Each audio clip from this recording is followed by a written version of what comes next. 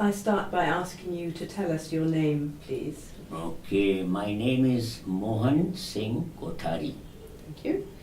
And I know you have had a long and illustrious career, but for viewers, could you just give us in a few words a little synopsis of your background, education and your work experience? Yes, I was born in Udaipur in a family of administrators. Okay.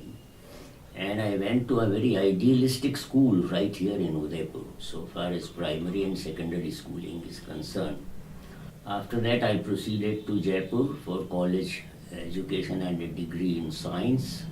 And after that, I went to United States of America for what was at that time a very challenging new field, chemical engineering. And I did bachelor's and master's degrees there, also took courses in American government and in business law.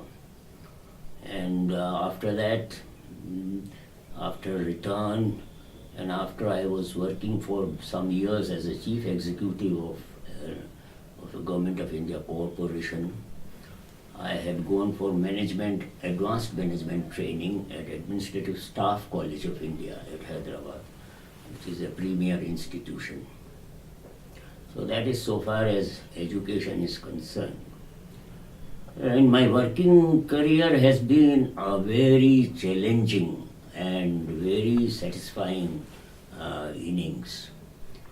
I first joined an American oil company for a year in the management, Caltex India Limited. But soon I was pulled out of this by Director of National Chemical Laboratory of India. He said, you should come and help the country develop new processes and projects for developing the whole country. And that was a great period for me. I worked on several projects and processes, developing processes and projects which could implement small-scale industries in the whole country, and some of the items were of crucial national importance at that time. And this continued for about 6 years, when I had also in this period set up several organizations under the same Council of Scientific and Industrial Research, setting up of Indian Institute of Petroleum, setting up of the Central Design and Engineering Wing of the CSIR, and setting up of the Regional Research Laboratory of Assam, that is for total development. It is used as a regional lab.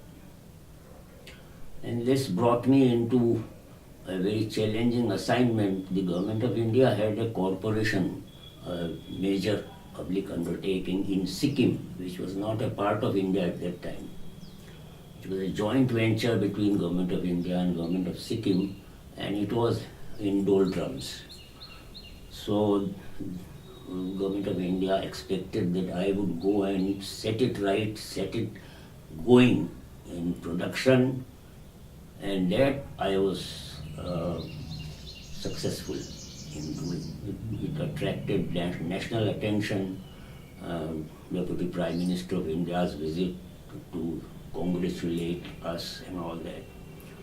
And 5 years of that, later I was taken up by the Government of Sikkim for developing the whole state of Sikkim as Director, Industrial and Technical Development, plus some other assignments there concurrently.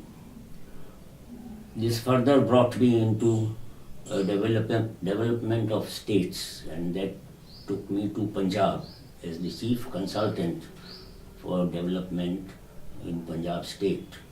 There I did modernization of industries, mostly agro-based industries, because Punjab is an agrarian state. This continued until 1981, and by that time I had been away from my home base Udaipur for a good 40 years. So I took a break. And that was a very major help for me in what happened later on. So with that break, I came to Udaipur. Now, after this break of 3 years here, then I was given another challenging assignment. It was a World Bank project in 5 districts of Rajasthan, where soybean was not grown and the farmers were very poor. So the project was to organize 50,000 farmers into cooperative societies and to make them cultivate this new crop, which I persuaded them and formed them into 150 cooperative societies of soybean. And that spread the soybean production in Rajasthan. And to help them in selling their product, Government of India asked me to set up a plant there to process soybean. So that was set up, and this continued until I finally took off in '92.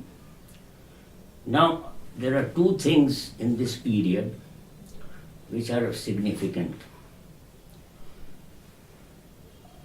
One is about my schooling. I'll come back to that later. The second is about this break. This break was very significant. I came here in 1981. Now, during my schooling and later on, I was already in close touch with several public service institutions in Udaipur. One was Seva Mandir. Another was Lok Kala Mandal, folk arts.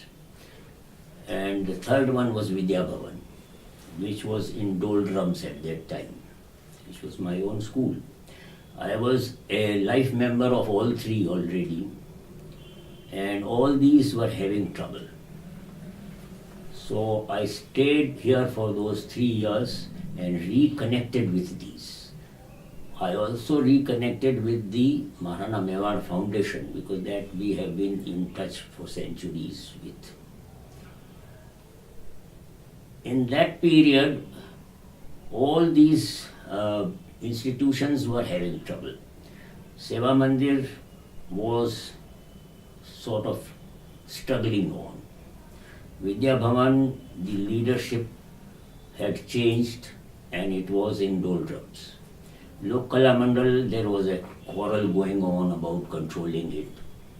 So that helped me to join in and help all these 3 to come aboard. The president of Seva Mandir, the founder, Dr. Mohan Singh Mehta, was the founder of Vidya Bhavan School, where I had studied. It was an idealistic school, far ahead of its times, where poor and rich children were all treated equally, where there was no distinction between castes or religion or anything, where there was a common spirit of public service inculcated into the children. And Dr. Mohan Singh Mehta used to keep an eye for those people who have graduated from there and keep in touch with me. And the surprising thing is that from my matriculation to 92, he was constantly in touch with me. And although I was moving from place to place and he was moving from place to place also, he had gone abroad and all that. So as soon as I was in Chandigarh in Punjab, he wrote to me, please come and join Seva Mandir as a worker, as an office bearer. So I said, my children are too small, I have got a very major assignment in hand to modernize Punjab's industry, so I can't come at that time. This was in 1975. Finally, when I came back in 1981 in Udaipur, then naturally Seva Mandir drew me in. And this is how the innings with Seva Mandir started right from 1981 when I joined their activities and all that. I was in the finance committee and in the executive council, and in 1984 Dr. Mehta surprised me by sending me a letter that you are appointed trustee and please accept it. And I'm sorry I didn't ask your permission. Okay. So this is how it all happened in Seva Mandir. Dr. Mehta was a man who had quite a clear vision of what Seva Mandir is about, what it is supposed to be doing, what are the problems and issues, what are the objectives. And although he never talked about what were its core values, but from what he had in mind, it became quite clear. So later on I was able to pinpoint these recently also. So this is my career and how it combined with Seva Mandir. Because this experience of development all around had a bearing on this, my coming in. In 1984, I was then appointed trustee, and so it's going on nicely. Could you briefly describe your role as a trustee and what you feel the board's contribution, the Board of Trustees' contribution is to the functioning of the NGO? I think Board of Trustees has the highest responsibility. Board of Trustees must ensure, and this by the way it's not my version only, it is also the version of the founder. He has written that letter to me in which it is spelled out. Board of Trustees is to see that the institution works towards the objectives. Primary objective was that the poor people and the unorganized people should not get exploited by those who are in power, political power or monetary power. So they should be free from exploitation and they should work as a group to improve their lot. And the Board of Trustees was expected to ensure that the institution stuck to this objective, and also that the means that it adopted were very much in line with the objectives and no foul means were used at any stage. So the Board of Trustees has to ensure this, and Seva Mandir's Board of Trustees has played always a very positive role. There is no doubt about that. The word trustee in itself explains the whole lot, actually. Trustee is supposed to be the guardian of the institution without being the owner of the institution. So I think the role of trustees always plays a very important role. What would you say makes Seva Mandir different from other organisations doing development work? You know, the one thing which makes all NGOs different from one another. How does an NGO get formed? It has to start with some idea, some philosophy from somewhere, and some core values from somewhere. Otherwise, it just does not spring up. And since this philosophy and the core values of every institution are going to be different, naturally, because everyone started with a different philosophy. No two people in this world have exactly the same philosophy or what they consider important. In this respect, all NGOs are different from each other. Although their work part may coincide in many places, and that's how people may wrongly feel that all NGOs are the same. Well, they aren't same. Okay. And in some institutions like Seva Mandir, transparency is very important. In some other, it may not be that important. It may be a secondary thing. And similarly, since all institutions, all NGOs differ, their trustees differ in their philosophy, their background. Therefore, basically, every institution is different. This is a very remarkable point to note, because it's not some other institutions, like let's take government schools.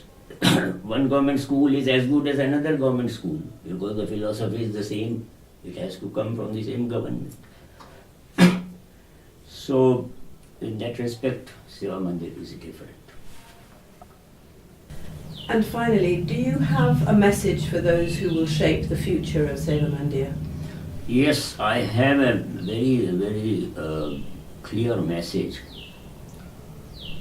It consists of 3 parts.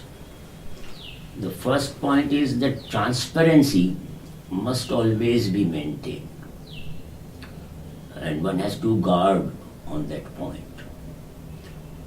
The second point is that there has to be a constant urge to upgrade managerial skills and technology. Technical and managerial upgrading has to be a constant effort. There should not be any complacency about it. And the third one, which is even more important than both of these, the third one relates to adhering to the core values of Seva Mandir. And as I mentioned earlier in this interview and elsewhere also, the core values of Seva Mandir consist of 5 points of philosophy. One is non-violence, the other is truth, third is no thievery, internally or externally, fourth is no hatreds and attachments, extracurricular attachments. Institution also gets attached and all that. You go favoring somebody, some group, somewhere wrongly. That should not happen. And the fifth one is a big word. Hindi word is aparigraha. And that Dr. Mehta also mentions that greed must not come in. Must not come in Seva Mandir, and greed must not be encouraged to come in your work area also. So these core values have to be maintained, have to be known and maintained and reminded every time anyone comes in new in Seva Mandir, or even otherwise it has to be reminded time and again. That is very important. It has been a pleasure talking to you. Thank you, Kothari Sahib. The pleasure is mine.